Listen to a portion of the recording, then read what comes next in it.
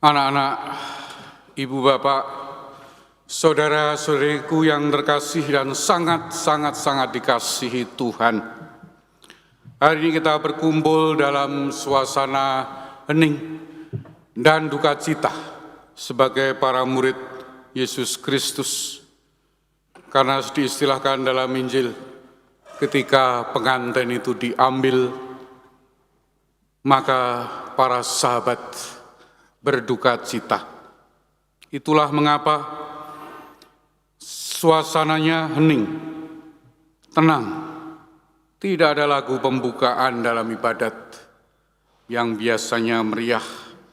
Tidak ada hiasan altar atau bunga. Altar pun kosong. Mengapa? Karena hari ini kita sedang mengenang sebuah peristiwa yang dalam pikiran kita manusia adalah sesuatu yang menyedihkan, bahkan disebut sebagai kekalahan total. Namun kita harus mengingat bahwa bagi Allah peristiwa ini adalah kemenangan cinta yang paling tinggi dan paling dalam. Dan itu yang kita kemudian rayakan setiap hari dalam Ekaristi, mengenangkan sengsara dan wafat Tuhan Yesus Kristus sampai Dia datang kembali. Nabi Yesaya dalam bacaan pertama ratusan tahun sebelum Yesus lahir sudah menubuatkan sosok seorang hamba yang menderita. Yesaya menggambarkan seseorang yang dihina, dihindari orang, dan penuh kesengsaraan. Yesaya mencatat ia tertikam oleh karena pemberontakan kita. Ia diremukkan oleh karena kejahatan kita. Hamba Yahweh yang menderita dalam nubuat Yesaya itu nyata dalam diri Tuhan Yesus Kristus, Guru dan Tuhan kita. Seringkali kita dalam kehidupan sebagai murid-murid Kristus merasa sendirian saat menderita.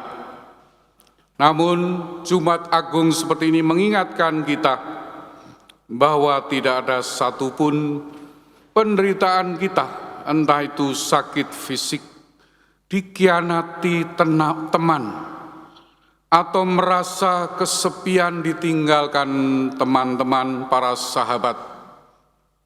Semua itu tidak ada yang tidak pernah dirasakan Tuhan Yesus Kristus. Ia menanggung itu semua agar kita tidak lagi menanggung penderitaan sendirian. Saat menderita karena kita hidup dan bertindak benar sebagai murid-murid Tuhan Yesus Kristus, Tuhan merasakan itu semua.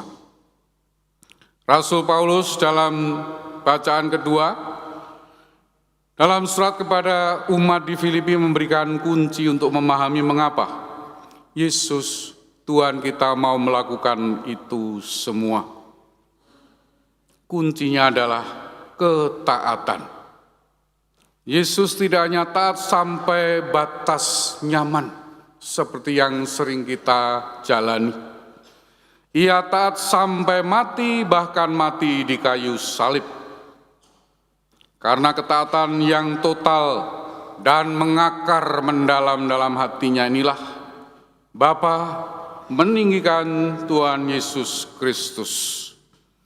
Ini pesan bagi kita semua bahwa kemuliaan sejati tidak kita temukan dengan memaksakan kehendak-kehendak kita, kemauan egoistis kita, melainkan dengan mempercayakan hidup kita sepenuhnya pada kehendak Bapa, Allah yang Maha Kuasa. Bahkan di saat yang paling gelap sekalipun, seperti yang dialami Tuhan Yesus Kristus, sampai berteriak, Eli, Eli lama sabachthani. Tuhanku, Tuhanku, mengapa engkau meninggalkan aku? Dalam Injil Yohanes yang baru saja kita dengarkan melalui Pasio, kita melihat Yesus yang begitu tenang meski sedang menghadapi pengadilan yang tidak adil. Menampakkan kemahakuasaannya, Dia bisa mengendalikan dirinya, dan kita semua tahu pengendalian diri adalah buah Roh Kudus, Roh Allah yang menjiwai Tuhan Yesus. Puncaknya adalah ketika Ia tergantung di salib dan bersabda, "Sudah selesai." Aslinya consumatum est dalam bahasa Latin, yang berarti sudah terlaksana. Apa yang sudah terlaksana?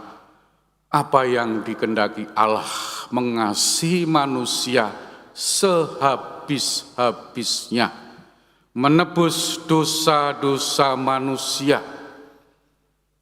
Juga bisa diterjemahkan bahwa sudah selesai ini berarti Tuhan sudah lunas membayar hutang dosa-dosa kita, membuat kita memutus belenggu ketakutan kita terhadap musuh kita, iblis, dan membuat jarak antara kita, Anda dan saya, dengan Allah